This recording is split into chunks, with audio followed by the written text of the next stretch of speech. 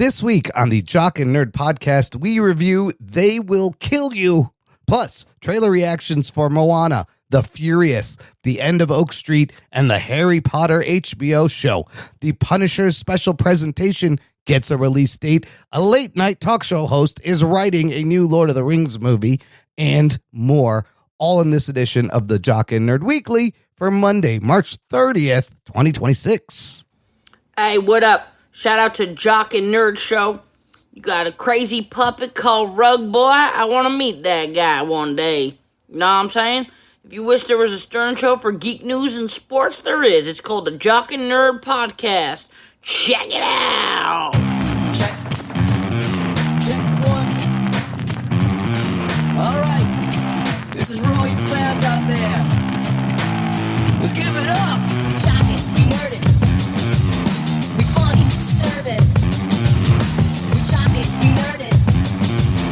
We spoiler alert. Oh yeah!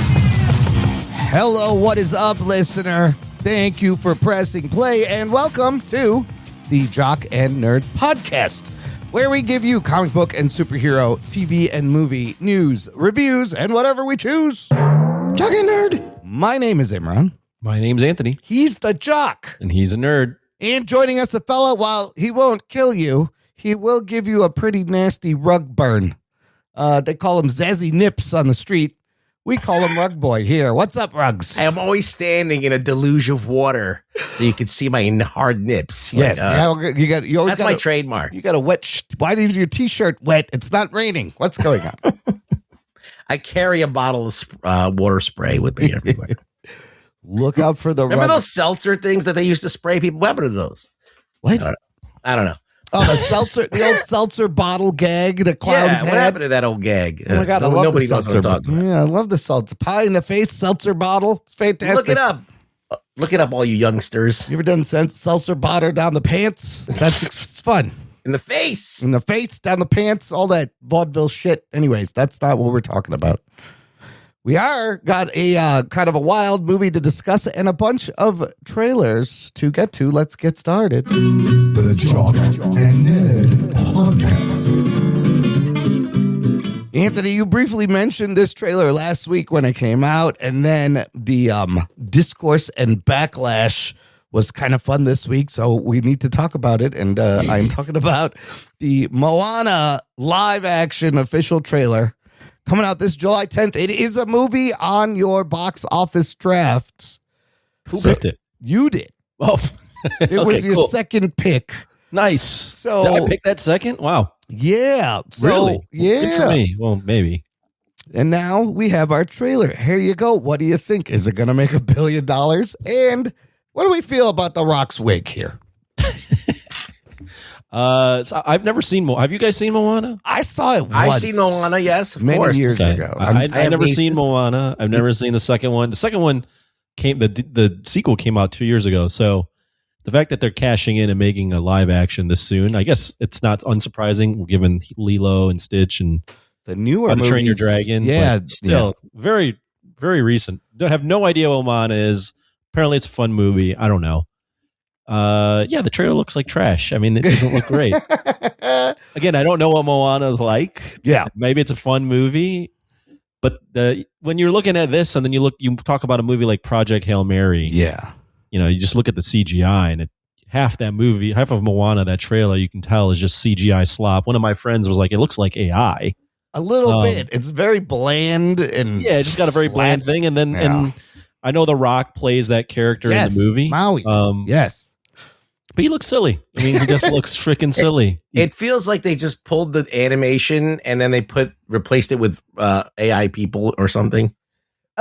Something is off, and like the lighting, it looks like they're using the volume. I mean, when he's talking to her, like they're both backlit, which doesn't make any sense because one of them should be front lit if one's backlit. I believe that he's wearing a bodysuit as well. So yeah, it looks odd. Yeah, and his wig, he looks amazing. And it doesn't look right because they put the body. The Rock's a big guy, but they put the bodysuit on him to make him more husky. Yeah. But then his face and neck are still like The Rock, so it doesn't match. And then he's got the weird wig on too. Yeah, he's very like top heavy. It just doesn't look. It doesn't look like his body.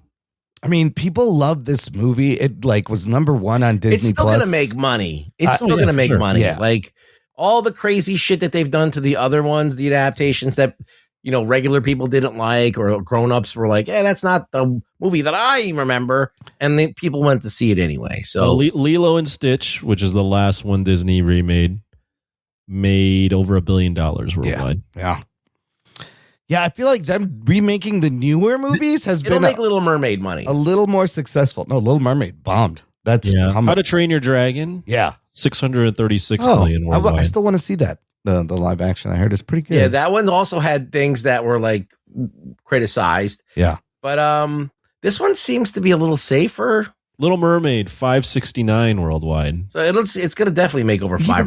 How much does Snow White make? That Snow White is the one I think you're thinking of when you say bomb. Snow White, 205 worldwide. I don't think so. I think Snow White was a disaster. Well, I think Little Mermaid underperformed for sure. Yeah. How to Train Your Dragon. It's not Disney. That's But that's a DreamWorks. big franchise, man. People love that shit. Right, but it's not as big as Little Mermaid. Yeah. So I think the fact that Little Mermaid didn't perform like $1 billion, that seems like an underperformance. But it still will make, that's still money. That's What's still Moana money. about? Just give me a brief. Moana what is like every Disney movie. She's a girl. Yeah. She, but she's technically not a princess, but she's next in line because they don't have princesses. She's next in line to lead this island people, and she goes out on into the ocean with Maui, who is a demigod, Yeah. to fix whatever's wrong. There's like something wrong with the ocean, and it's fucking up their ecosystem and shit. Mm. So she has to find out the mystery and like kind And of Maui can like turn into animals and shit. yeah. Who's And then Maui? Maui is the Rock's character. Is the Rock? He's like Oh, he's a that's a boy. demigod. He's like their Yeah. Hercules. Yeah, and he voices the same. It's what's crazy is they got him to be in this movie, and he's the voice of the character in the animated version. So you think that would help, but he just looks fucking silly. This demon thing at the end, this like lava monster, that shit looks crazy. But yeah, despite I think the cartoon's fine. It's Yeah. not my favorite Disney thing. My sister drops off her kids here every once in a while, and I got to watch something. So Disney Plus comes into play there. But and I've seen these movies, so it's not the worst. It's actually fine. I think it's a fine. Out of all the Disney stuff, I think it's fine. I don't Just- think they're just look changing at the this wig. picture of him. I think this is where like it looks off for me.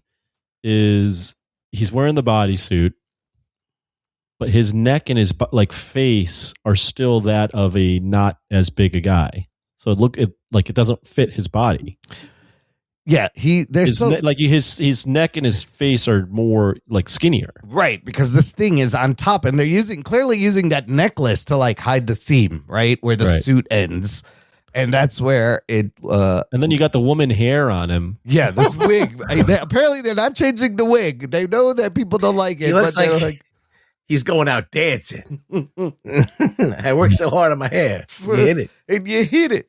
It looks like he's gonna be singing for Creed. With arms wide open. Yeah.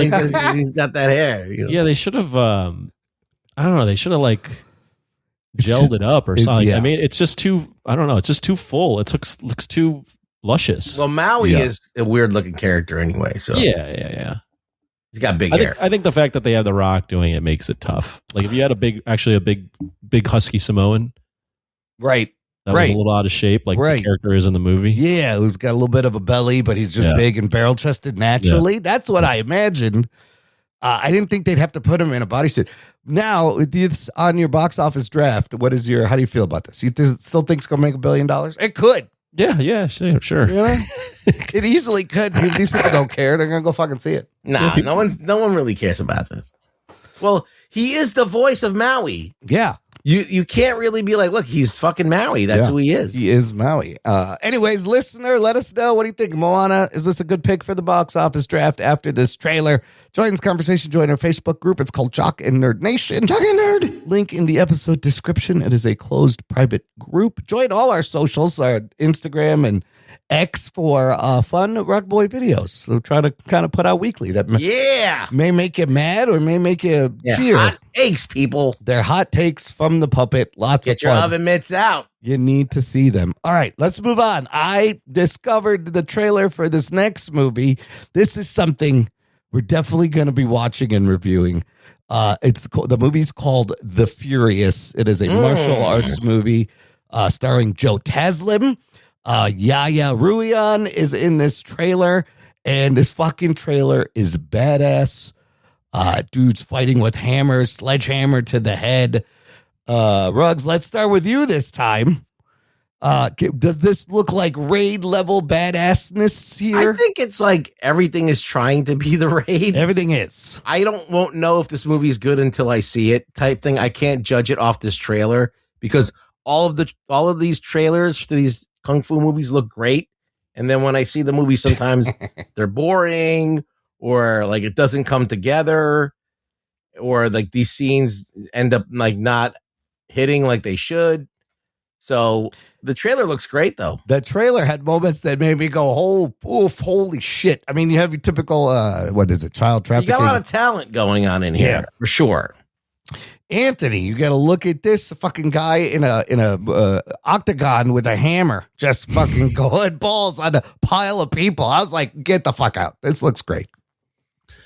No, I mean, I didn't know what I was getting into. I thought it was a Fast and Furious movie Right? trailer. Yeah, sure. I didn't know what it was, and then I played it, and I did enjoy it. I think it looks like it will be a lot of fun, and definitely a movie that I would want to watch and talk about on the show. My only criticism that I have of the trailer of the action specifically, Yeah. is it looks like it's like when they're shooting the action scenes, it looks like it's 1.5 speed.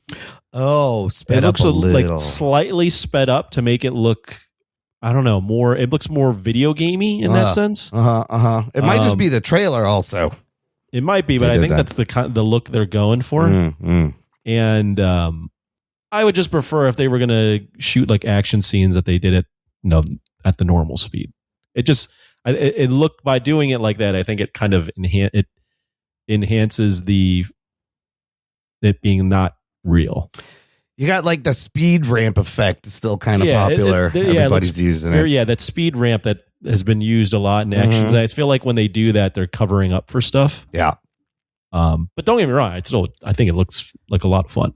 This is coming out here May 29th. I think it was at a festival or something. What is this? Is there Rotten Tomatoes? I think it was at something. Yeah, I think it said in the trailer it came out in something. Yeah. Well, it says coming soon at the end, but I think the US release is May 29. But I was like, we need to watch this because this looks amazing. Oh, well, there's on Rotten Tomatoes, it's actually listed as a 2025 movie. There's 20 reviews. That's at 100%. I don't know. But fuck, I'm all in for The Furious. Okay, then this other one people were talking about, it's a real short teaser for a movie that's called The End of Oak Street with your Anne Hathaway and Ewan McGregor, right? There's Ewan McGregor in this fucking thing. Produced by J.J. Abrams and essentially about a street that seems to have moved into some sort of prehistoric land. There's a hint of a dinosaur. What the fuck is going on here, Anthony? What'd you think of this? So I heard about this trailer or about this movie maybe a week or two ago because I was watching some videos to preview potential Oscar type movies, and this was a movie that was put on the list as like maybe not an Oscar movie, but just something to watch out for. It's J.J. Abrams, and then I forgot what it was, and I saw this trailer in our notes. I went, "What the fuck am I watching here?" Yeah, and it looked like a scary movie trailer at first. Yeah. Not scary movie like as in the franchise, but just a horror movie, right?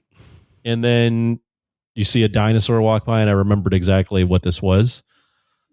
I don't know what to make of this. We don't have very good dinosaur movies outside of Jurassic Park, and those aren't even considered that good. I don't know if this is a dinosaur movie or what it's going for, but I mean, I'm a little intrigued. That's for sure. Some people are speculating, is this like a secret Cloverfield sequel? Since I think he produced those too. But yeah, we need another good dinosaur franchise. That's what do I keep saying? This is what I say. I wake up every morning and I go, we need another dinosaur franchise. Ruggs, what do you think? Dinosaurs? There's some fucking mystery.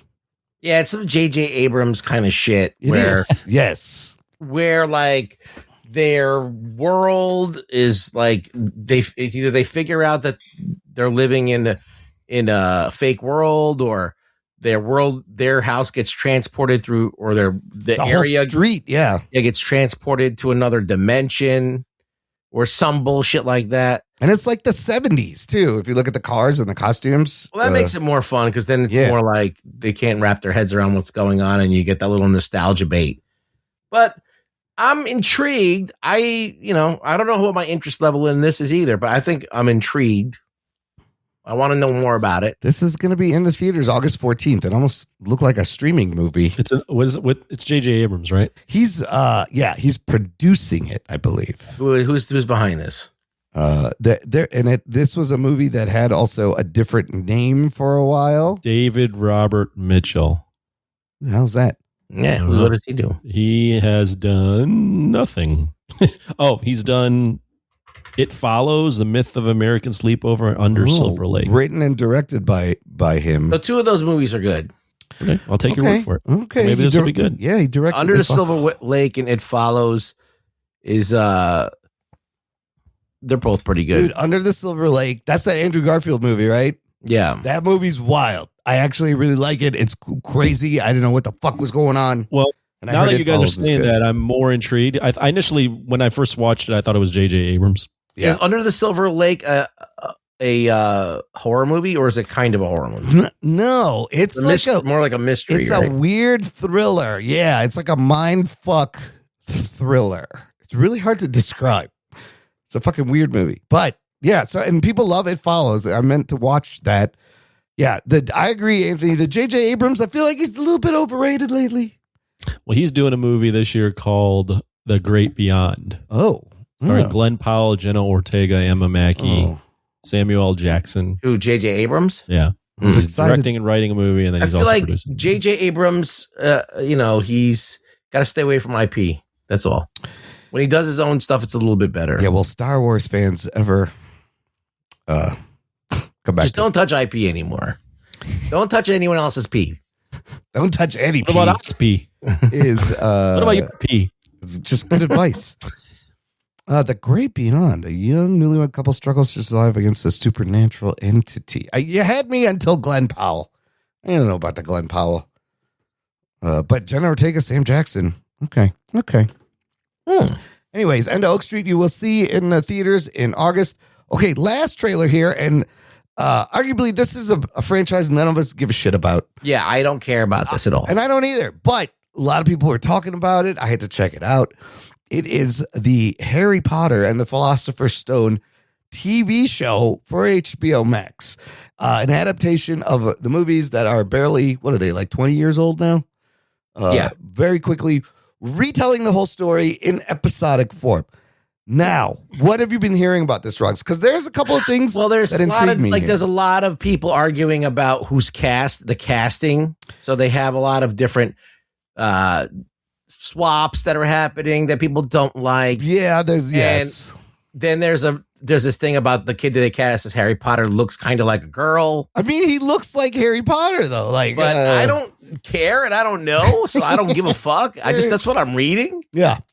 But I just think it's funny that it would be the best thing because you know how J.K. Rowling hates people. Yes, a certain group of people. That the lead end up being one of those people. Oh, they may secretly do that. That would be fucking hilarious if they did that. I will say Nick Frost as Hagrid is pretty good casting. I think John Lithgow is going to be in this. Anthony, did you watch this? Did this make you feel anything? No, I watched it. I didn't feel anything because I've never seen any of the I've seen one Harry Potter movie in my entire life. So I read the first book. I think I've seen maybe 2 movies, and I wasn't really into it. But for some reason, something about this really speaks to me. I think part of it is that it's HBO Max. It's prestige television. They don't make bad shows. Okay. And I feel like they're taking their time. Each book, these are thick ass books, is one season. I feel like it'll be a little bit richer. I don't know. Just read Dune. And it's maybe Dune is fucking long too, isn't it? It's a long day. No, you have to be able to read Dune. You can just be a little kid and read Harry Potter. That's true. No, but I feel like it'll be a better adaptation, a richer world. Like I'm actually kind of intrigued. Like I would watch this. I don't know why. I don't give a shit about those Harry Potter movies, but this I would watch because it's HBO Max. And you know the money's going to be there. I mean, they made 7 fucking Harry Potter movies. I know. I don't need to see this. Well, that's I feel like people are still watching those movies. That's the other crazy thing is like they're redoing a beloved franchise. It's like when they made not that old. Spider-Man with Garfield. It was Right too away. soon. Yeah. So it's kind of wild. But if they do this well, you know, they got 7 solid seasons. And this, I feel like it could be really big for HBO, this show. I won't be watching it. I'll tell you that. Because, I mean, I've heard from me the other... I fucking don't like Harry Potter. I'm not a fan of Harry Potter. No. I can't say I am either, but I don't read it or watch And it. I've watched some of the movies, and I was just like, "Hey, it's fine. Like, I get it." But I'm like, there's better stories like this out there that I don't have to read. You know, what have I said? She just ripped off the X-Men and made them all like, magicians. Just read some Dungeons and Dragons book. Just read Dragonlance. That's way cooler. You know, just read fucking Dune. Read like all this other shit. But now they're gonna suck in like another generation of Potter fans to get it. I mean, they got the parks that are very popular. It's still like a huge franchise, so it's just weird that they're just redoing this again. That will be December. That's coming out Christmas Day.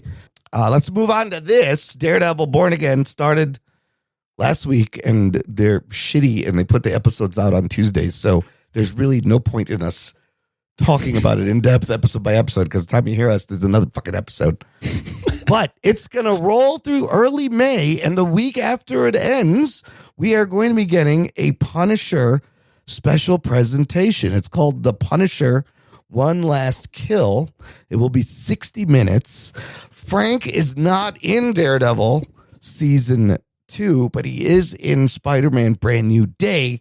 So I'm wondering how much of it a bridge are they going to build with the show to Spider-Man Brand New Day. But this Geek Boner, this is fun. I like it. I wish they do more special presentations. Anthony, what do you think? Is this something to look forward to? One last kill. I have 2 thoughts. One, I'd like when they do the special presentations. The Guardians one was good, and the Werewolf by Night. Werewolf by Night. That was great. Right. Those were both really good. Yeah. So in that sense, really good. Kind of foreshadowing what I think of Daredevil thus far. But if it's like Daredevil and what they've done with Netflix so far, not so good.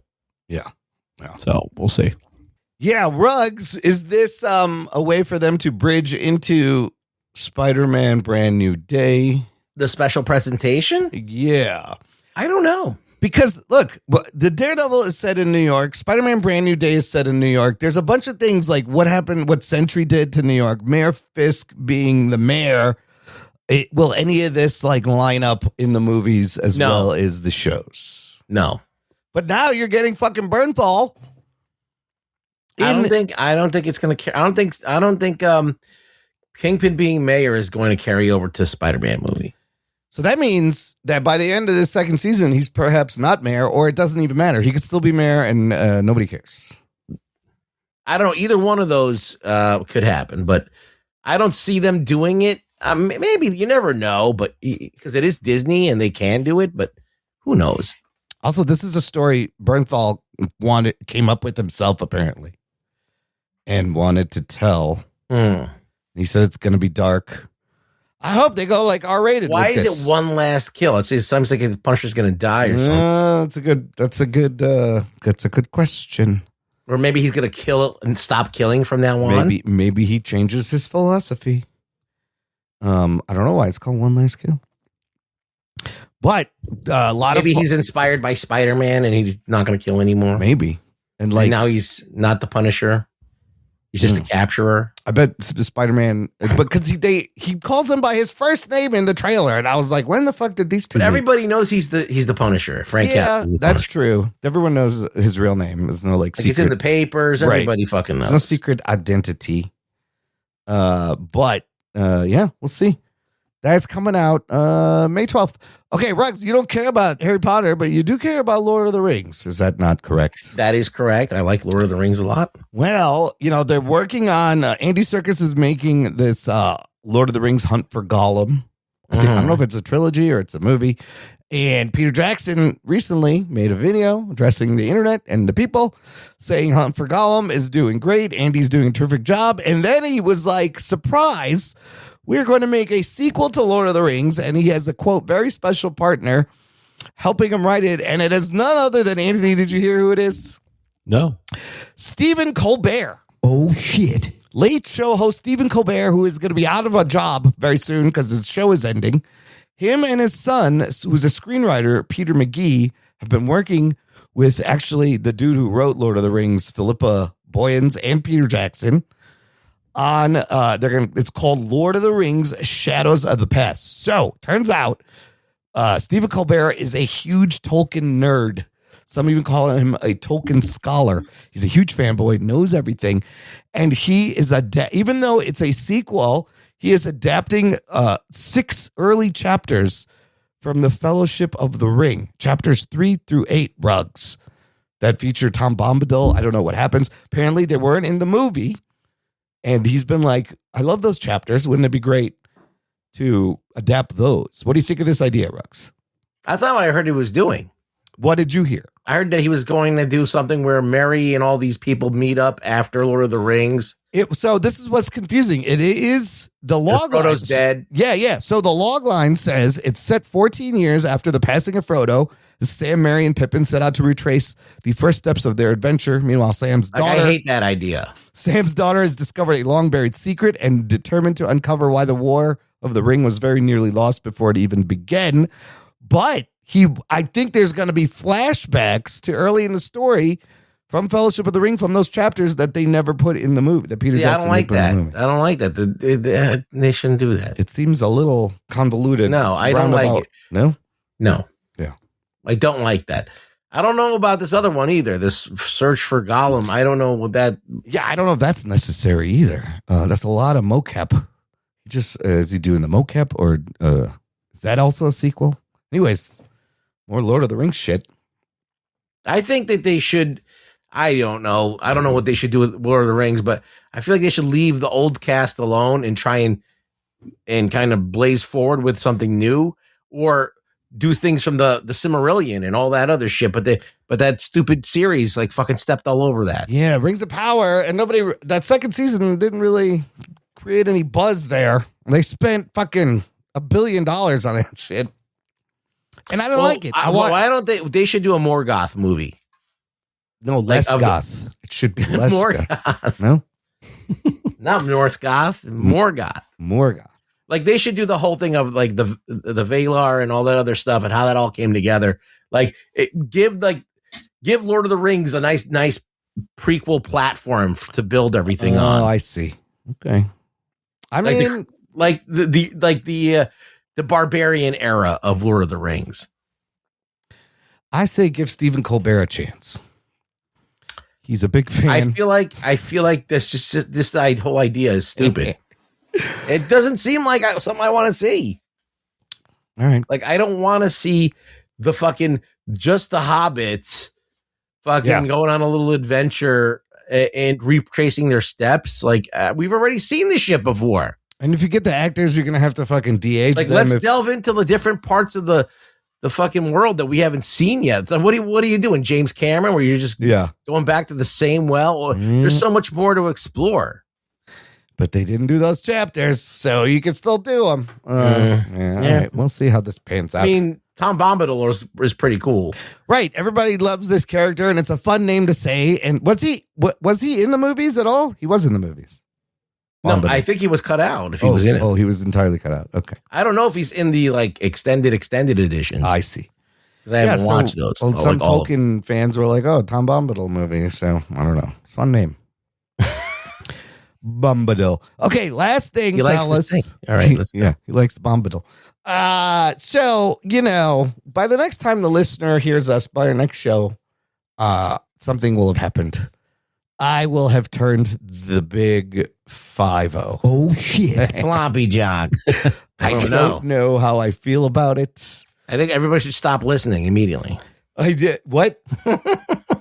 Listen, 50s. Can't listen to a show with an old guy on it. Is it old this year? Well, that's my question. Is it old? We did this on our past Discord. I thought this would be a fun bit. There's a bunch of, I want to see what company I'm in. There's a bunch of actors that are also turning 50 this year. And are we now like, do we decide like if you are doing better than these people or worse? I'm going to make myself feel worse. And we're going to do this anyways. Could you pick some people that are turning 50 that aren't doing so well? I don't know if any of those people exist. Anyways, here's a quick list. You guys just let me know, just general. Reese Witherspoon, okay, turning 50. Ryan Reynolds, turning 50. Cillian Murphy. Colin Farrell. Rashida Jones. You guys know who that is, right? Yes. Isla Fisher. Freddie Prinze Jr. Benedict Cumberbatch. Melissa Joan Hart. Candace Cameron Bure, who is, if you don't know Candace Cameron, she's from Full House. She was the elder sister. She's Kirk Cameron's sister. And I always knew her birthday is like the day after my birthday. So I'm one day older than Candace Cameron Bure. Charlie Day, Michael Pena, you got Alexander Skarsgård, John Bernthal, speaking of Punisher, turning 50. And this is my favorite. Fucking Jaleel White. Steve Urkel is turning 50. So this list, it's a lot of like 80s, 90s TV, teen stars. They've all turned 50. Anthony, comment on this list like Ryan Reynolds. I'm surprised some of these people are turning 50. Right? I also Who are think you most surprised at their age? What, that Imran is also 50 with them? No, who surprised you the most that they're turning 50 this year? The Ryan Reynolds one turned. Right. Yeah, Ryan Reynolds being 50. It's like, whoa, really? That guy's 50? Holy crap. And then I think about the fact that Imran is 50. And I sit and I think about them next to one another. I'm like, wow. Listen, I think I'm hanging in there about as good as Freddie Prinze Jr. I think Candace Cameron looks good for her age. There's a couple others that I didn't put on this list. Alicia Silverstone. Oh, she doesn't look good. I think you're actually doing better than her. Allie Larder. Who I think so too. Allie Larder from Landman. I think that's still I can't believe that she's 50. Yeah. She looks like she's 40 something. She looks amazing. Gabriel Iglesias. Oh, Mr. Fluffy. He's turning 50. Kimmy Gimbler, also from Full House. Oh, yeah, you're doing 50. Better than her. Blake Shelton. I don't know. I think it's fun. I don't feel any better about myself. Well, if you wear a hat, you're doing better than all. Yeah. I think, yes. If I cover my hair, if I got implants, all the impractical or half of the impractical jokers are turning 50. Maybe I'm doing better than James Murray. Well, listen, these guys dye their hair. You don't. It's true.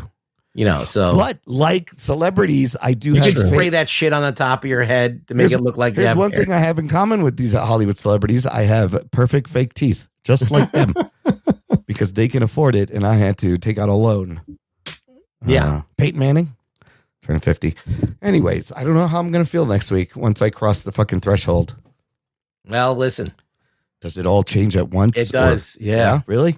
That's what I've heard. All right. Well, part of me doesn't want to acknowledge it. And the other part of me is like, holy shit, this is kind of a big deal. But both sides are fighting each other. If Imran didn't tell you how old he was, Anthony, how old do you think he would be? 74. What would you clock him Ja Rule still looks great. He looks like he's 30. The white hair is the part that really throws it off. So yes, if I dyed all my hair black, well, but you would still be bald. And yeah, that's the thing. You'd have to wear the hat. If I shaved my beard off, I would also look weird, but I would look younger. If you dyed your hair and wore a hat, yeah, I could be like, oh yeah, he's probably in his like early 40s. Oh, all right. Yeah, shave off a few years. Yeah, you would look younger for sure. But the white hair and then the hair that pushes you past 50. Yeah, you look old. Well, the country's also turning 250, so I look better than the country. I'll tell you that much. I fucking know. But you know what? Your brain is like 10 years old. So my brain is still a 12-year-old. So that's what really matters, listener. All right, look, we're going to take a break here. Enough of this bullshit. We're going to play some promos. Come back. Talking about Zazie Beetz beating up everyone, and they will kill you right after this. After these messages, we'll be right back. What's up? This is Brian, and I'm the host of Citizens of Pawnee, a Parks and Recreation podcast. That's right, a podcast dedicated to my favorite TV show, Parks and Rec. Every week I discuss my favorite things about the show, which include character breakdowns, episode rewatches, and other random facts and tidbits about the show. You can find me on Instagram at Citizens of Pawnee Podcast and listen wherever you get your podcast now. You will literally love it. I'm Imran. And I'm Sophia. I'm the brother. And I'm the sister. And we are watching a show about cousins. We're your hosts for Dance of Joy, a Perfect Strangers rewatch podcast. We grew up watching the 80s hit sitcom, and now we'd like you to join us every week as we rediscover our love for our favorite TV cousins, Balky and Larry. You can find our show at danceofjoypod.com and on all major podcast platforms. Now we are so happy, Sophia. We do the Dance of Joy. Imran, this is a podcast. They can't see us. Oh, po. Jock and Nerd. Listener, if you like this show, this is a great time to join our awesome Patreon fan club. Just visit jockandnerd.com/Patreon. Jock and Nerd. You can give back, support the show on a monthly or annual basis. And for as little as $3 a month, you get access to stuff like a exclusive podcast feed where the shows come out a little bit early. There's instant reactions to movies right out of the theater. There's bonus movie reviews going up all the time. Ruggs had a couple of movie reviews this week. All our instant reactions to this movie were up there. You can join us for our monthly Discord hangouts. It's like a little virtual meetup. We just had one last week. It was a lot of fun. It was fun to see everybody. It's always fun to check in with you guys. The next one will be Thursday, April 30th. There's a tier where you can pick a movie for us to review. There's a tier where you get a t-shirt, all at jockandnerd.com/Patreon. Check it out today. All right, fellas, let's get into this week's movie review. We will be discussing the film They Will Kill You. Here's your spoilers. Strap yourselves in, you fucks. Spoiler time. They Will Kill You. This one directed by this dude named Kirill Sokolov. Hey, you suck a love. You Sokolov. Don't tell me what to. Apparently this is his first English language feature. It's his third feature overall. I'm not really familiar with him, but he did a movie in 2018 with like my favorite title, and it's called "Why Don't You Just Die!" Exclamation mark.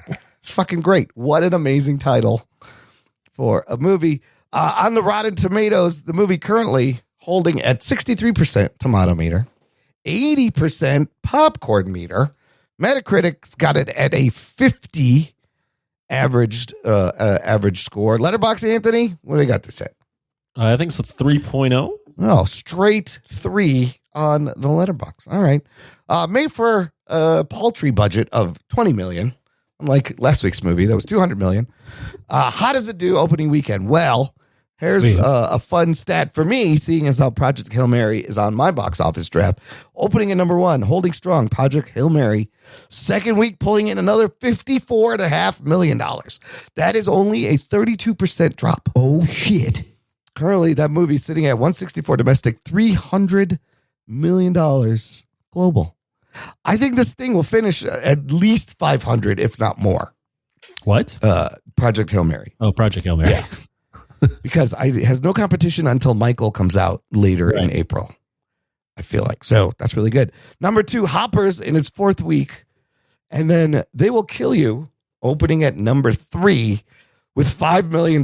Domestic, global. Ooh, that's sticky. Global, it's just at $9 million. How many people were in your theater, Imran? When I first got there was nobody. It slowly filtered in, but maybe there was like 20 people. And this was a Friday night. I think there was maybe 7 people in my theater. Wow. Anthony? For There Will Be Blood? They will kill you. They Will Kill You? Jesus Christ. There Will Be Blood. Yeah. That movie came out almost 20 years ago. It did. They Will Kill You. I think my theater was about, I was at the Alamo. Oh, yeah, so it's small. Well, not only that, the crowd is generally more geared for these types of movies. Sure.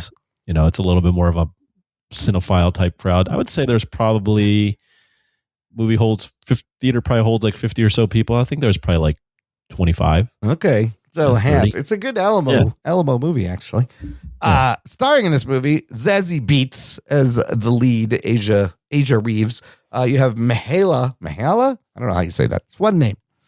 Playing the sister.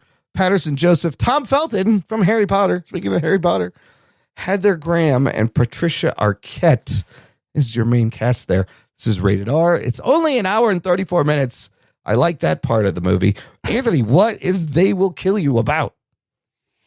Oh man, They Will Kill You is about this character played by Zazie Beetz named Asia Reeves, who gets separated from her sister at a very young age due to some abusive parents and spends some time in jail, gets out because she wants to rescue her sister from this place that hired her as a maid. And there's some deep, dark secrets in this place that she uncovers as she's trying to get her sister out of there. Yeah, so let's just start with you. I remember we watched the trailer and we're like, whoa, this looks fucking wild. And I don't even remember watching the trailer. We talked about it. We were like, look at this crazy bloody fucking thing. So what were your expectations going in? How'd you feel coming out? My expectations going in were that this would be a fun movie. I'd seen some people talk about it. I think a lot of people are comparing it to that movie that just came out to Now You See Me, Now You Don't. No, What is it? Ready or Not. Ready or Not. 2. Yeah. It's ironically almost exactly the same plot minus Okay. the I've never seen supernatural. Ready or Not. Me neither. It's the same fucking movie apparently. Yeah. You can talk about it in a second. What is this movie called? They Will Kill You? They will all kill you. We forgot about it already. I will kill you. That's what I think about the movie. No, listen. Is it a terrible time at the theater? No. Is it a movie you need to go out of your way to see? No. It's 90 minutes, and it felt a little too long at 90 minutes, to be honest. I had some fun with it. There were times where I was really digging it. It starts off very Tarantino-esque with the violence, and then it evolves into a Sam Raimi horror movie type thing, horror violence movie. The movie to me loses steam after a little bit of while. Like it gets pretty one note once you realize that these things can't be killed, or that they're going to be very difficult to kill. So yeah, I mean, you got a lot of like B and C level actors and actresses in this movie. I mean, Heather Graham's in the movie, Patricia Arquette's in the movie. I had a good time, but I also was like, this is extremely stupid, like very, very stupid. So yeah, it was okay. I can't not offended by the movie, but also not like this is. I wouldn't say to anybody, "Yo, you need to go watch this." Okay. Bruggs. I think similar to Anthony, I enjoyed the film to a degree. Like, I didn't think it was great. I think the director could have some potential, but it wasn't like let me put it to a movie that I think is comparable to it. Nobody. Okay. Right. Nobody is a low budget movie. Yeah. That is basically a revenge film, a little bit in the genre of a Tarantino-esque kind of violence mixed with some Hong Kong stuff and all that other stuff, like The Raid and shit. Mm-hmm. And I like that. That blew me away much more. I felt like that was a much, you got way more bang for your buck out of that movie in all aspects, as far as like the gravitas of the movie, the humor of the movie, the suspense and the way it unfolded and the way you were surprised by it. And I felt that it worked a lot better. This is it, it's like, and that's also following in the footsteps of a John Wick, like a nobody, right? Like you find out he's really a killer and he's got to get back into it. So it has a precedent too. It's not like it's this original idea, but it still held its own because it carved its own path.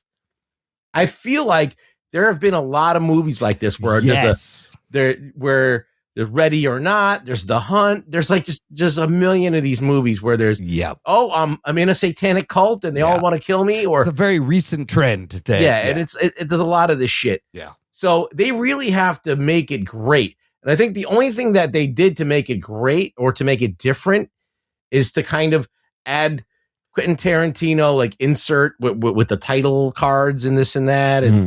And some Tarantino esque like I was gonna say mic drops, needle drops. I would argue the supernatural part is they were trying to make it a little different with the supernatural. Yeah, twist. but there's they're all kind of like with the pig. I mean, that's the only thing that's kind of a little bit different. Yeah.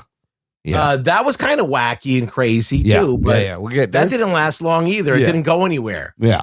Like they introduced this idea and then they didn't do anything with it. And that's where it falters.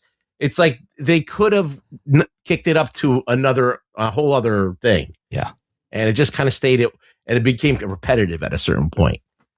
Right. So how many times can you see Zazie Beetz like do the same thing in barefoot? You know, like it needed to go. She's in her underwear. Fucking that was the best part of the movie. It was actually. No, opening thoughts for me, I'm exactly on the same page. It ended, I was like, that was okay. There's fun to be had, right? It's pretty stylish. It's a bloody beat 'em up. I thought Zazie Beetz did a really good job. Maybe, some potential for action stuff in the future. She pulled it off.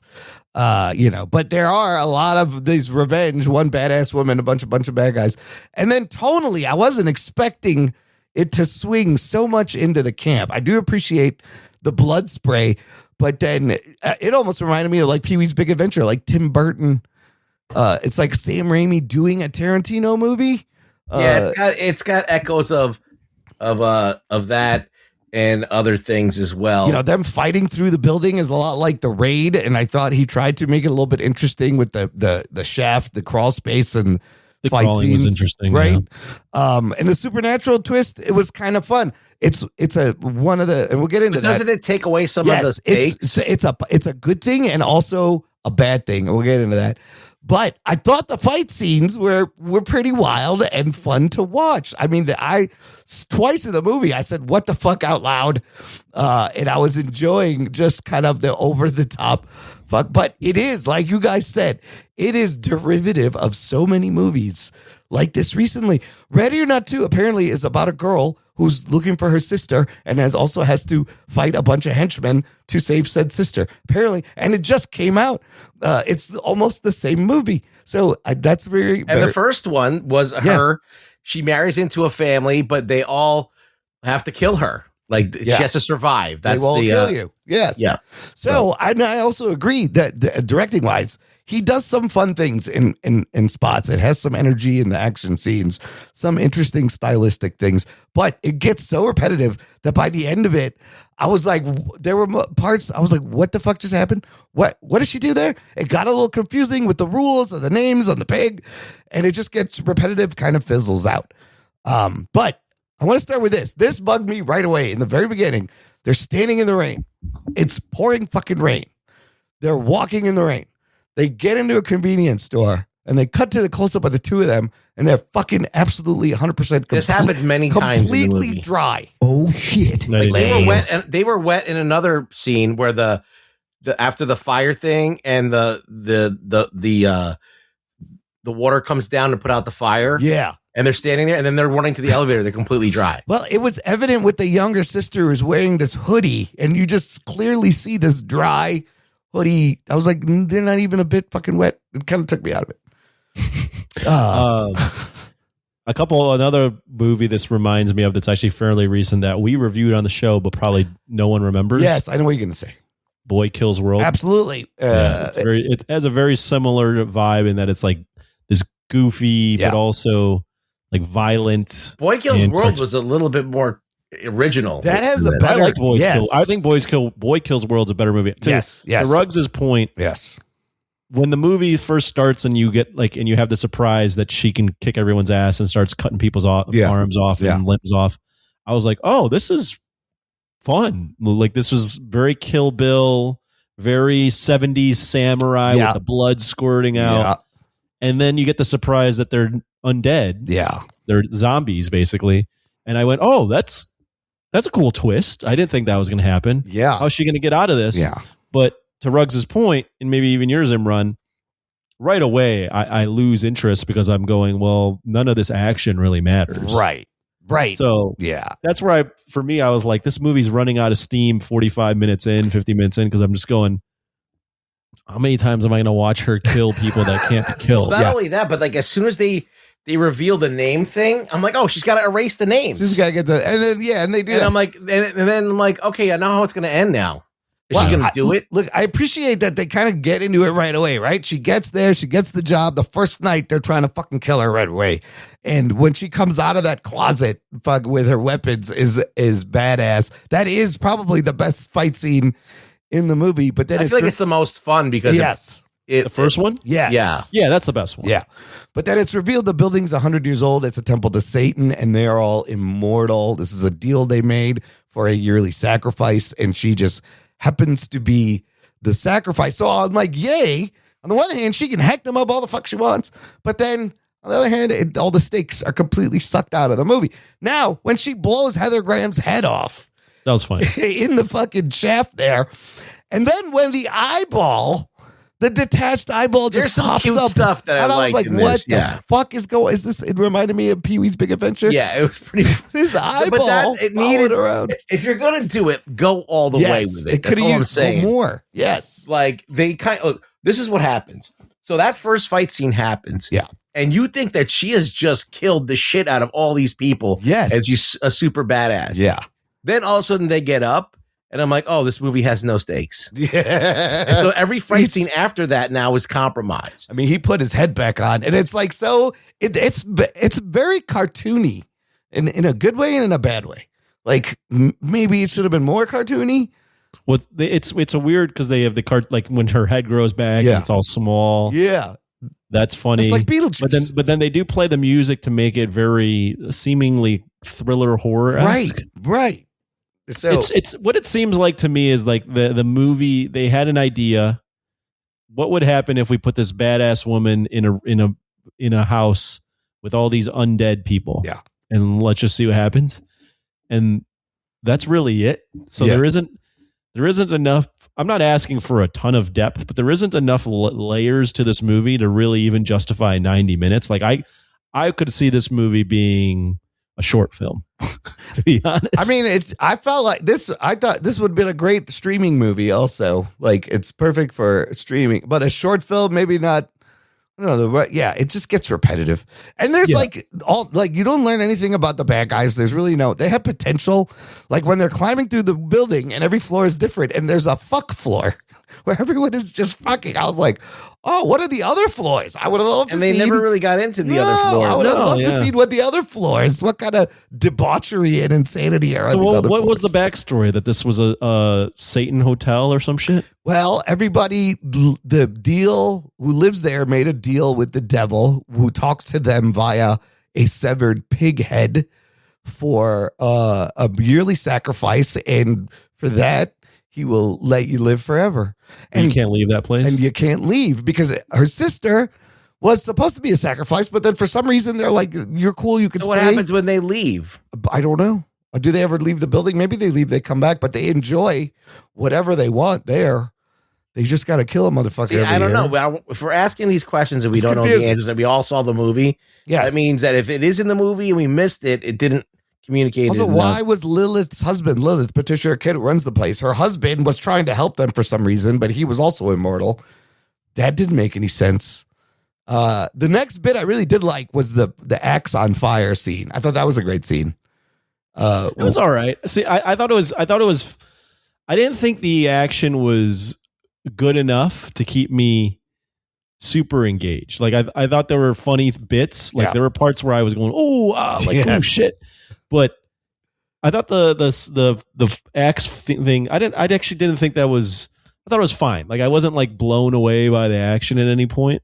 And again, it just goes back to the stakes. Like I keep going back to she's just knocking these things out. And then they're just gonna get back up. Yeah, just gotta slow them down. But I do love the parts where she's like flying through the air and the table's splitting in slow motion, and like it's some of that direction when she's sliding all across the floor and shit. Some of that was fun. I don't know. I feel like not to be like cold water. Like again, I think it's fun. Yeah. But I've seen this in a lot of different movies. Like it like Rug Boy brought up Nobody. You bring up like Boy Kills World. You bring up there's just a shit ton of these types of things now. It's so crazy. Like the slow mo action, cartoony, almost like hyper like realistic type shit.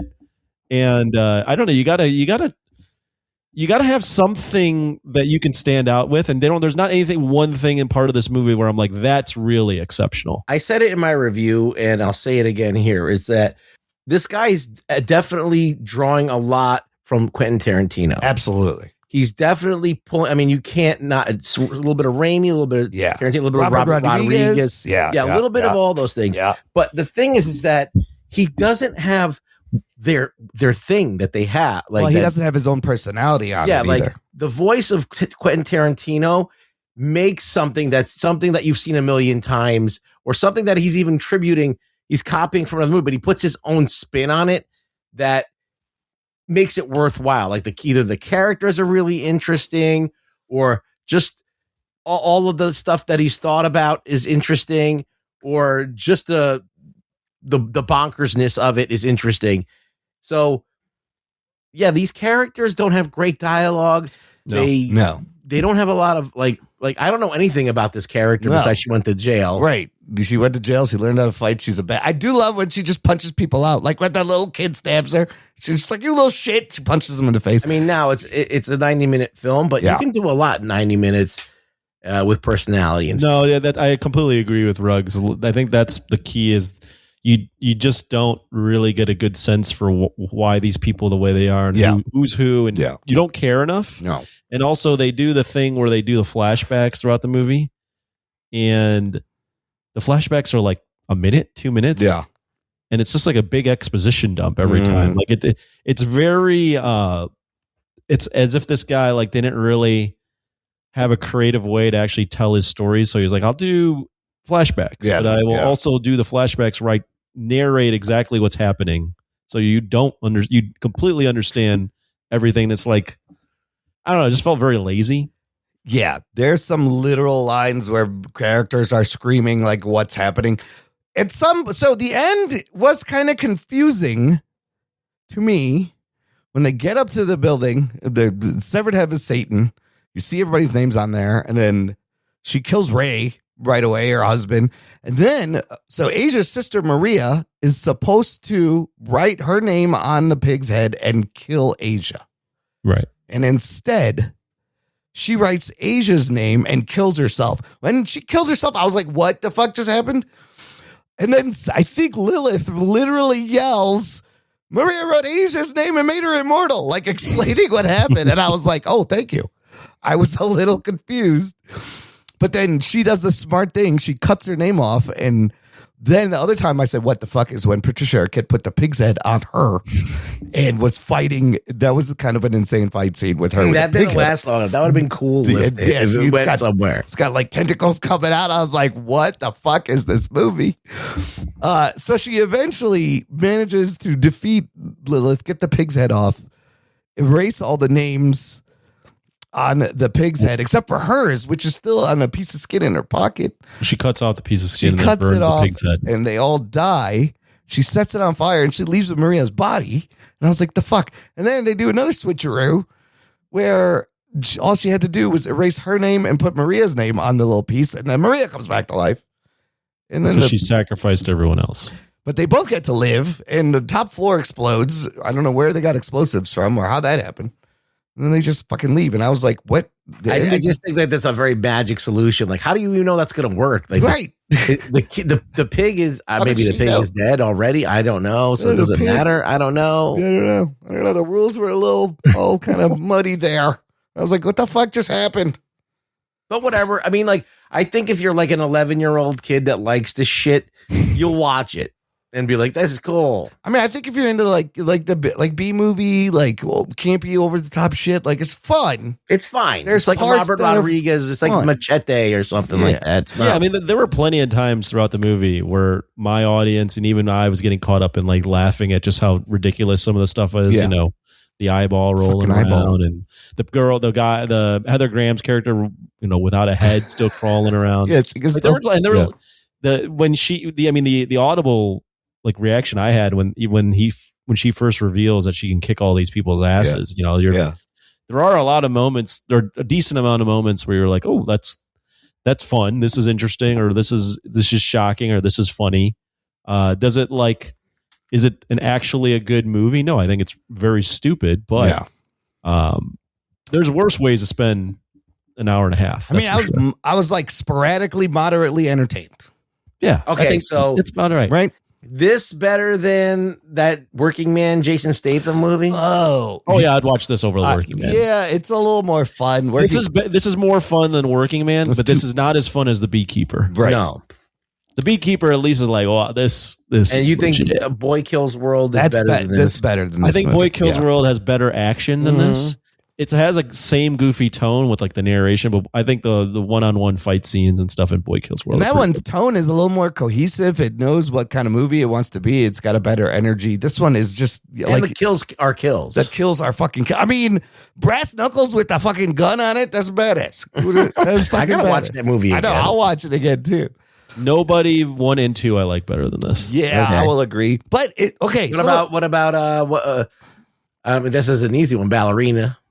I like Ballerina better. I like than this. dude, flamethrower duel. That is worth the price of admission. But I like this better than Good Luck, Have Fun, Don't Die. oh really? Yeah. You like this better than Good Luck, Have Fun, Don't Die? Interesting. Yeah. Well, it's a lot shorter, which helps. I But like The Rip better than this. you like the rip? Okay. Okay, here is this. I think that both the Sisu movies are better than this. What about the what? Oh, yeah, I'll agree. didn't watch the Sisu's better. you didn't watch the Jason Momoa movie. Is that better than this? I didn't watch Wrecking that. Crew?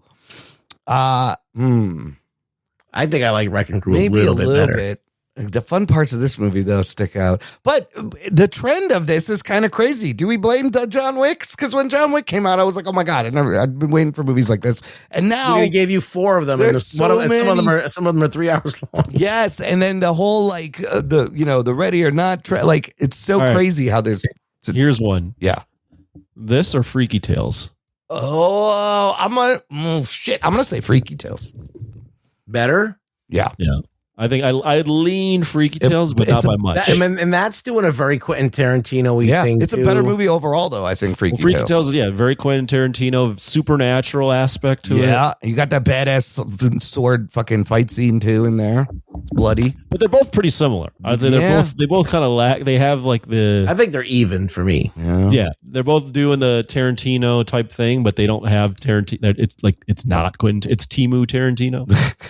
Well, can I ask why Patricia Arquette had an Irish fucking accent? Is that an Irish accent? I don't know. It What was she doing barely. with that? It sounded like she was on Severance. What? Well, yeah. What was she doing? I don't get that at all. I don't get that. I don't get the family. I don't know what Heather Graham. I'm like Heather Graham's collecting the check. Man, Heather Graham and Boogie Nights shows everything. That's when I first had a crush on Heather Graham. I love I like the Heather the Austin Graham. Powers. Yeah. Oh yeah, Austin and Powers, Austin Powers.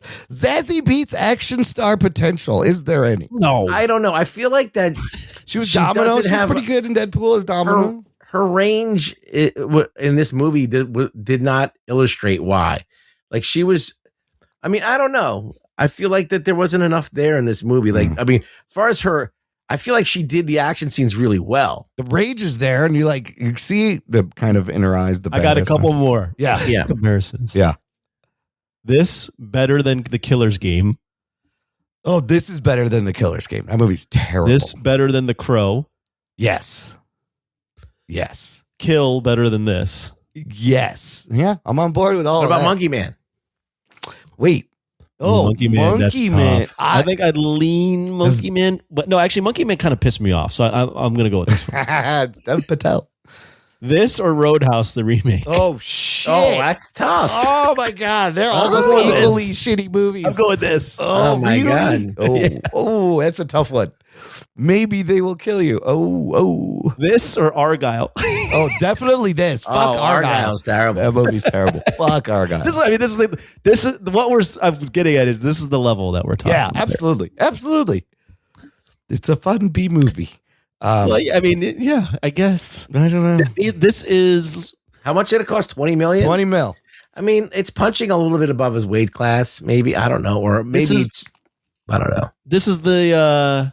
I'm trying to think of them '80s movies. This is like the Cyborg. Was that John Clavin? This is like that kind of level, right? Or like what's the Kurt Russell movie? This is better. John Carpenter. No, don't compare it to Escape from New York. No, not that one. The other one. Oh no, don't compare it to that. That movie. What's the movie? Big Trouble in Little Yes, China. Big Trouble's That actually better. has like some. Yeah, that's way better. Better. Yeah, come on now. But like, I just How about this? Yeah. Or those Snyder movies? which What was ones? those called? Oh my god. The fucking Star Wars he did. Absolutely this. Those movies get me so mad. Those movies made me want to punch my television. This or the Charlize Theron action movies? that Old she put Guard. out? Old Guard. I would pick this. Ooh. Old Guard's kind of boring. But Atomic Blonde, I would do. No, Atomic Atomic Blonde's better. Blonde is good. Atomic Old Blonde's Guard 2 was not good. It's just so forgettable. This or the Gray Man? Oh man.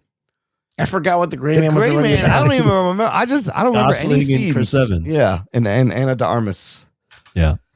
I barely remember that movie. I'm gonna go this. I'm gonna go. They Will Kill You. They Will Kill You. Here, I'll ask Ruggs and then you can go and run. They Will Kill You or any generic Netflix action movie. Oh, that's a good one. Is there one better generic Netflix action That's movie? a good. You said you like the Rip better, so I don't like the know. Rip better. I'm thinking of like that Jamie Foxx movie. I'm thinking about This the better one with than Ryan Reynolds and The Rock. War Machine. This is better than War Machine. I don't know. I've never seen War Machine. Ruggs. War Machine? No. This is better than Is War there a Netflix movie you an Netflix action movie you'd like better than this, excluding the one with Chris Hemsworth, because those are actually pretty good. I mean, those are all like relatively safe if you think about it. At least this thing is just like balls to the wall craziness. Like, I don't know. Maybe that's the personality this movie has. That movie with Jamie Foxx where he fights like devil Draculas and shit. Yeah. Yeah. I mean, I don't know if it's better Daylight? than a lot of things, but but Daylight or something. Yeah. so let's see. What do we got? Nothing from On Netflix. Netflix original action movies, right? Let me write this into my AI. Take a look and see if there's one Netflix action movie that you'd say is better than and not Extraction. Don't take out Extraction because that's good. But I mean, it's more than just an action. It's like a dark comedy, horror, action, something. This or K-pop Demon Hunters. No. We'll get out of here. Oh, K-pop. So we got Army of the Dead. Oh, I'll take this. That's the Zack Gunpowder Snyder. Milkshake, The Day Shift. The Day Shift. That's that one. There's that Will Smith one, Bright. Does that count?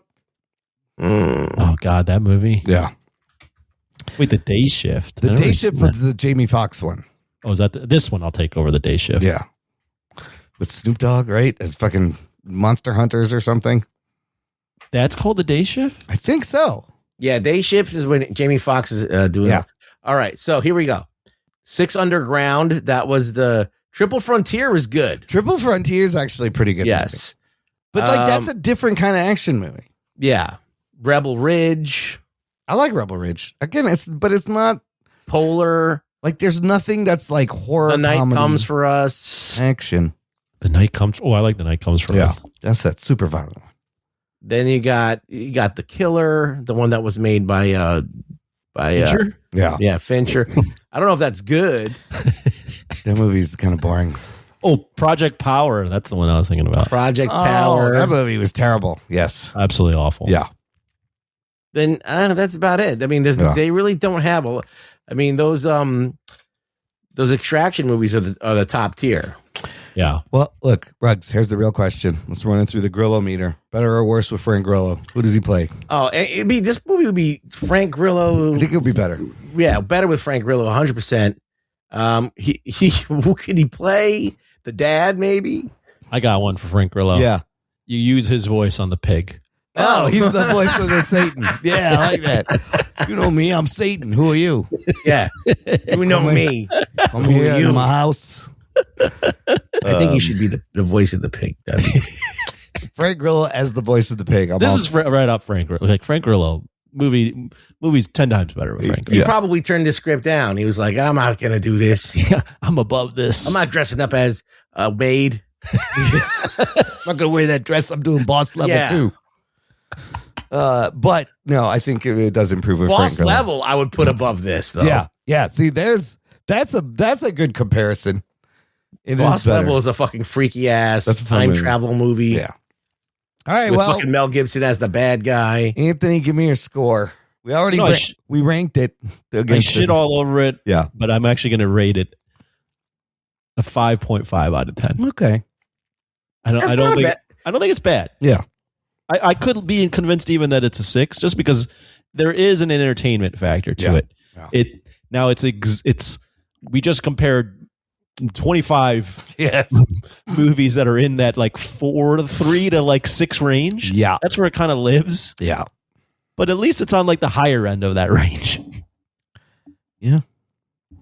Yeah, It's not smart. It's not good. Yeah. I mean, it's not a good idea. It's not a well thought out movie. there's a better movie than this. Yes, there's more potential there, and I think that's what Yeah.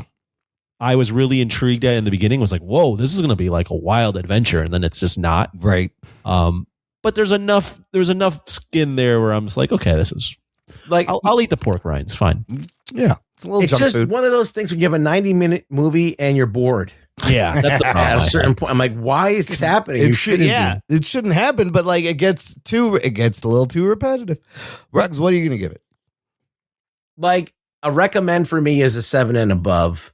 I can't recommend this because not everyone's gonna like this movie. Yeah, But if you like cheesy action movies, Yes. I like cheesy action movies, and I will watch a shitty from anywhere in the world. I'll watch a shitty action movie just for the sake of watching it. So I'll give it a 6. yeah, I'm at a 6 also, and again, I agree with everything. It's just okay. There are fun moments to be had. Some of that action is fun to watch, but doesn't kind of falls apart at the end and gets a little repetitive. And it had potential, but yeah, it's another one of those movies, and there'll be more. course. It's just There'll like always be we've more. had movies like this, and it's Yeah. not even the best of those. It's not. That's the thing. I've seen better. Other movies do these things better. So, like you guys said, if you're gonna do it, fucking go even farther in. Go all in. yeah, if Yeah. you just compare it to Boy Kills World, Yes. which is Yep. a similar, Yep.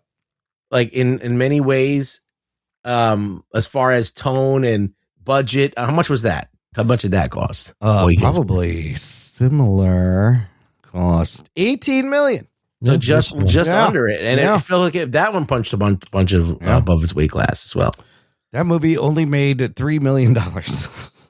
Yeah, that made no money. It's a big flop, but it's a fun movie. Right. Yeah, these like B-level action movies.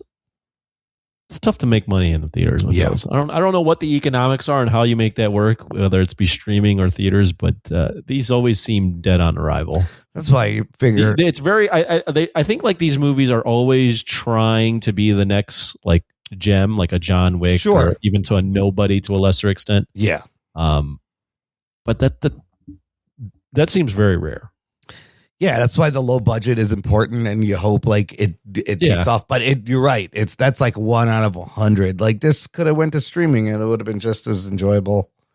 Yeah, I just don't know if the economics make sense to go to streaming or not. But Right. Whether you got to make your money back, even Like, at that- imagine this: like they had the opportunity. They're in a satanic hotel Yeah, to do really cool costuming, yeah. and everybody's wearing the They're same fucking outfit. They're just wearing like a black trench poncho I'm like, raincoat. that could have been fun. You could have had like some sexy fucking thing. That also made it You hard could've to had- like figure out who's who. Like they all Yeah. look the same, and you're like, I don't know who the I mean, fuck like, this person imagine is. you came out at this movie and you had some really memorable characters. Yeah.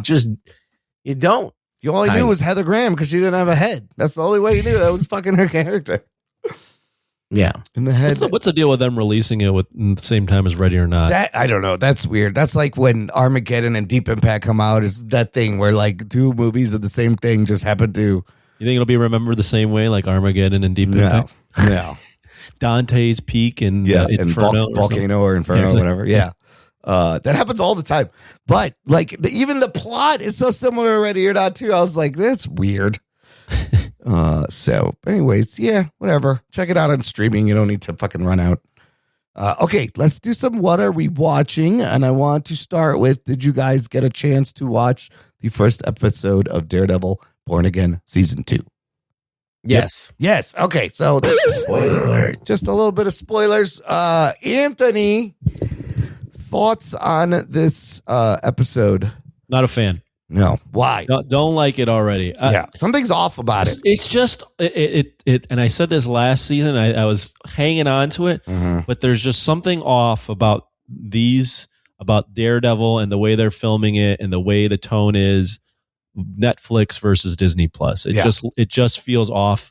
That fight scene to start the show on the boat looks extremely fake. The carts, like the box carts or whatever the fuck they're fighting in, look like it looks like a set. Yeah. And there's just something about it. It's like they're trying to do the Netflix stuff, but then they're trying to put their own spin on it. And it's just not working for me. I'm not feeling it at all. It actually is like making me upset that like this Daredevil show, which had 3 great seasons on Netflix, has become this. Like everything, all the ingredients are there, but the chef that's doing it is not right. It's just not. It's not. It doesn't taste right. Doesn't feel right. I don't like it. No, I kind of see where you're going. It didn't feel like a premiere. What's weird is like reviewers who have seen the whole season or more episodes, it's great. They're giving it 94%, 95%. I'll watch it. It just feel. It's not even that it doesn't feel like a premiere. Just the whole thing just feels off. I like the final fight was kind of dope. Ruggs, what do you think? There's a lot going on there. You know, him and Karen are back together, and Kingpin's on his back foot, and you got fucking Matthew Lillard playing Mr. Charles, who's working for Valentina. There was so much shit going on. You got the BB reports and the weird Fisk video of somebody playing him. There was just a lot of shit going on, and then Karen in a really bad wig doing spy work in the grocery with the file. Like you really need to do this to get these files. The fuck. Yeah, I thought it was an okay episode. I wasn't really like floored by it. I didn't hate it. I was just like, it was meh. Yeah.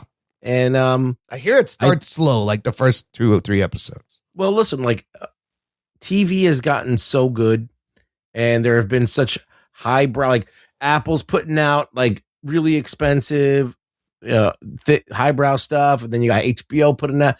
So when Disney does it, Disney can't seem to figure out how to do it. Yeah, they just don't know how to do it. They lack consistency with this. There's something that it's just that they're unfortunately just a mediocre business now.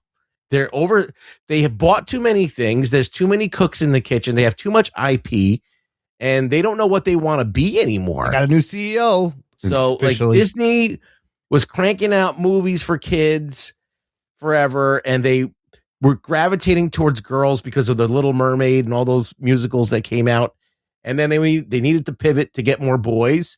But what they did is try to make everybody, every demographic happy, and they just kind of figure they don't know what they are anymore. They have no idea what is a Disney product anymore. So now they have fucking Alien and all this other stuff, and I just don't know who they are, and I don't know if they could make anything that's not just mediocre. You know, they just make mediocre shit. Yeah, no, I've had the same feeling after a while. I was like, that's just okay, and because they have all the ingredients of a good show, and they can't figure out how to do it. I mean, Heather is seeing Muse. That's kind of interesting, where she's like, maybe she'll go evil. Who? Heather Glenn, the fucking lawyer. Everybody don't care about that. I mean, that character sucked in the first season. She did.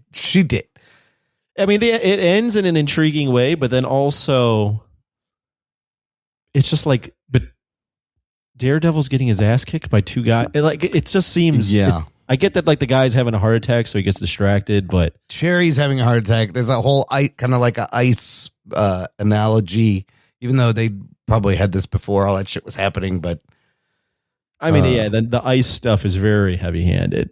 It's just, yeah, I don't know. I felt it just doesn't feel right. Yeah. Well, not only that, but just when you're pulling from today's world and putting it in there, it's just so familiar, and you know it already, and you just can see it also. And it doesn't seem crazy like it's supposed to. I'm like, okay, it doesn't have that effect. To me, it doesn't even. It's not even the craziness. It just seems very lazy. Interesting. Like it's just like, what you're watching is like, see how we're relating this to how the real world events, and it's just like a little forced. Maybe I don't know. Yeah, it just feels very forced. Well, apparently, but even just beyond that, it can walk like a duck, it can look like a duck, but it's not a fucking duck. it's not the same tone as the Netflix show, which was a lot But they're better. trying. The thing is, like, they're like, they have the violence at times in it, but it's the violence even there. It's like, it's not as violent as the other show, like with the first show. Yeah. I just can't, like, it just doesn't feel good. Yeah. It doesn't feel right at all. We've seen a bunch of seasons of the other show too. We have a comparison model, Right. Yeah.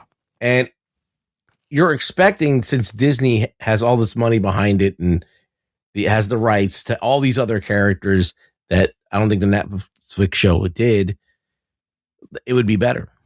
Well, they also went out of their way to go, you know what? We're scrapping our idea for Daredevil because they were originally going to make a Daredevil show that was their own thing. Right. Without any of the old And cast. then they went out of their way to say, we're going to scrap that. We're going to bring back everything you liked. And you set this expectation that now it's going to be just like that. And you weren't ever going to get, I mean, it was stupid that they even wanted to do their own thing, because just like, why hire these actors to do their own thing? But now that they've brought in all these the old crew and all the people that we know, it's like, but this it's not living up to it. I mean, those first 3 seasons, especially that first and that third season, were just awesome. Yeah, the black suit's kind of cool, I guess, too. I don't know. I'm not like shitting on it. Like, I just, right now it's very mid. I'm shitting on it.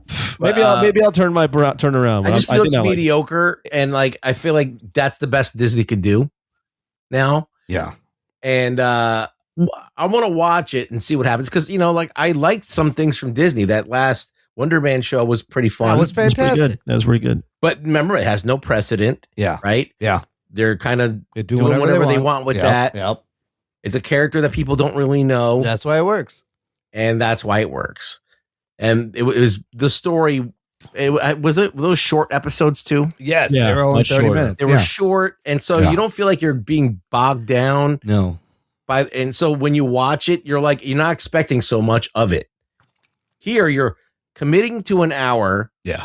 And you have something in your head what it's supposed to be. It's already a show you've seen before. Yeah. It's There's a lot of things working against it. Yeah.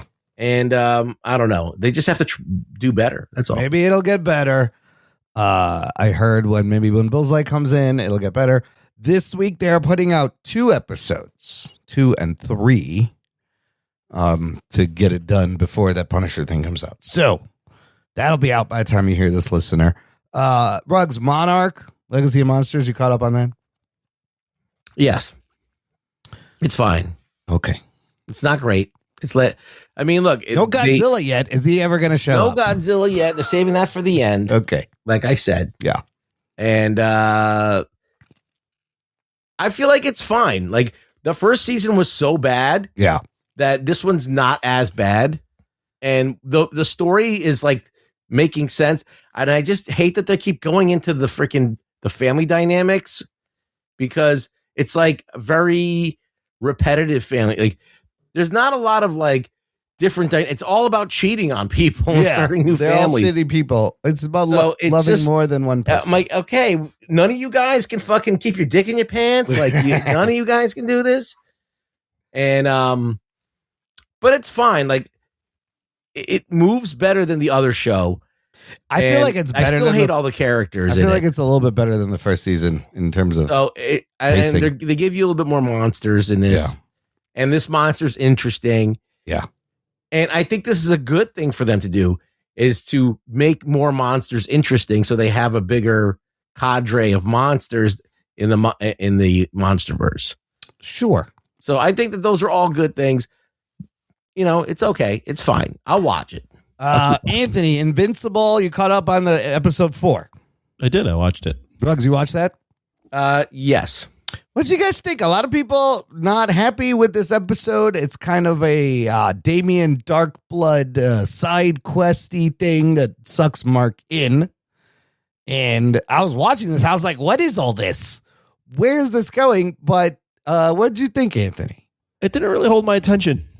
I had a tough time following this. It's been a while since we've seen Damien Darkhold. It's a little bit of a detour from what we're getting with the main storyline.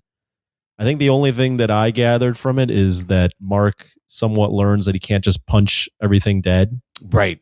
I think that's what they were getting at. But yeah, that wasn't really my favorite episode. I to be honest, for most of the episode, I was like looking at my phone and doing other stuff.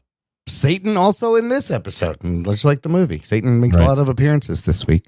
Yeah, not the coolest Satan, by the way. No, he's like an old shriveled man, but he gets bigger. What do you think, Ruggs? I mean, that Volcanica character seemed pretty hard to kill, but her monologuing was killing me. I don't want to have a sympathy for Satan. Yeah, he's the good guy. Yeah, I just hate that idea. Like, he's evil. That's the way he should be, and I hate when people try and do that. You need a Satan to keep things in balance. That's not interesting. I think that's also lazy. Yeah. That's also a lazy trope, and I'm fucking tired of it. It's cool when you do it, sparsely, and you can really figure out a fun way to do it, but it wasn't even that interesting. But whatever, it's like, it's Invincible. They make a misstep. It's okay. They got enough credit with me. Well, I'll roll with it. I feel maybe it's foreshadowing for something that will happen. That's what later. I feel like they needed Damien to come back to the world for something down the line. So, but they gave us this whole fucking deal with him. I was like, all right, it's a fun little side mission. Bruggs, what else you got? Anything else you want to mention? I watched Send Help by Sam Raimi. Ooh. Oh, how was that? Is that better than They Will Kill You? How about that? I would say, look, it's a Sam Raimi movie. Yeah. Sometimes. Yeah. Sometimes it's Sam Raimi. Like, it's a Sam Raimi movie in certain parts. There's a part involving vomit that's very Sam Raimi. There's a part where they have to hunt, and that's very Sam Raimi. There's some Sam Raimi things going on in the plane crash. So there's Sam Raimi moments in it. And I thought that Rachel McAdams did a great acting job. Okay. She carried the film. Okay. I think both the leads did a good job. Okay. It's like if you watch Misery and all these other fucking we're stranded on an island, but we hate each other's guts movies, but instead of them fucking at the end, they just want to kill each other. And it's also like this movie that I saw not too long ago called Triangle of Sadness. Oh, yeah. Yeah. Where that's a great movie. Rich people are on a boat and the boat sinks and the survivors are all on an island, but the rich people don't know what the fuck to do. Right. And the maid so the maids know how to do everything because they lived off the land. And the power shifts. Yeah. So there's got that, which I just saw in that movie. So there's not tons of originality in this. And we know exactly what's going to happen. So is it fun though? Is it entertaining? It's fun, and I think it just fizzled out at the end. Though I think the ending could have been better. Okay, and so it's not a bad. It's like it's really well done. It's entertaining. It's well acted. Yeah, but when it comes to terms of is there a twist? A little bit, but whatever. I enjoyed it, so I thought it was fun. I want to hear about, you just sent this instant reaction. It'll be up on Patreon to the Vince Vaughn. Is this the Hulu time travel movie? Yes. That's called, what is the name of this movie? It's the worst title of a fucking movie. It's like Mike and Nick and Alice. Mike and Nick and Alice. So I saw this trailer and I was like, this is a time travel crime thriller. And I was like, I love time travel movies. No, it's a comedy, but it's like a black comedy. I don't know if it's a black comedy. It's like a violent comedy. Okay. All right. Is it good? I enjoyed it. Oh. I can't say it's good. Okay. That's two different things. Okay. Like I enjoyed Send Help and it was good. This is also, I enjoyed this probably more than Send Help in certain ways, but it is not good. We got Isa Gonzalez though in this. That's one of the reasons I liked James Marsden, Vince Vaughn, Keith David. She's really smoking hot. Yeah. And that alone will get me to, I love Vince Vaughn. That's why I like this movie. Is it a good time travel movie? I guess. I mean, time travel is just like, it's just kind of sprinkled in. You have to just go with it, right? Because there's multiple Vince Vaughns and shit, right? Yes. Okay. He's trying to correct something from the past. He's trying to go back and change things. I'm intrigued. I might check it out. It's basically like a Mafia Back to the Future. Okay. All right. That's a good way to explain it. Mafia Back to the Future. I like that. And it's like, is it the best idea? Is it the best? No, but just watching the whole thing unfold where Vince Vaughn is playing off of himself. Yeah. And, it's, for me, it was amusing. I can't say it for anybody else. So I can't recommend it, but I enjoyed it. Okay. I don't think it's a great movie. Okay. Well, it's on Hulu, so costs you just the price of subscription.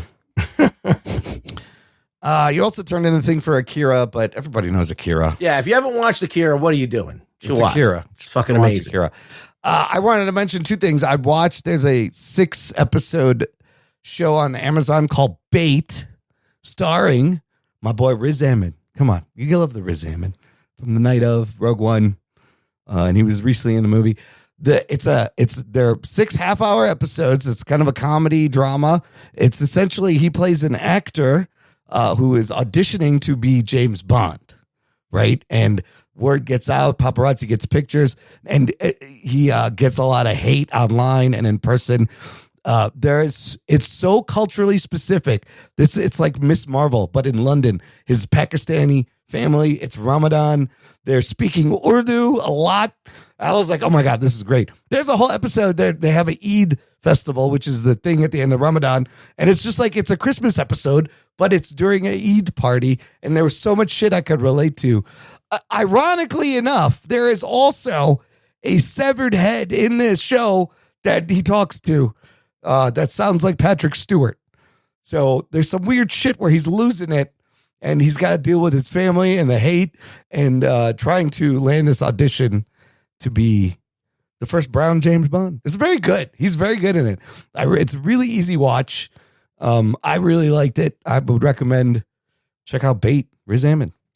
Have you seen anything about this? Anybody? Yeah, I've seen some viral stuff going on Twitter. I'm not sure why it's called Bait after watching the whole Bait thing. and switch, maybe. I don't know. Maybe it's a bait and switch, but he does some good shit. And there were some moments where I was like, oh shit, I fucking totally get it. Maybe it's rage bait. I don't know. Where he's coming from, being from, his Pakistani family. Yeah, it's a lot of culturally specific shit about Pakis in London, which I loved. That was great. And then remember Jury Duty? Did you guys ever watch Jury Duty? No, but I know the concept. Yeah. It's a reality show where the first season, there was one guy picked to be in a jury. Everybody's an actor. He doesn't know. And the first season was hilarious. James Marsden plays himself on the jury. It was fantastic. So they're doing a second season. This one's called Jury Duty, The Company Retreat, where this guy is hired as a temp at a hot sauce company.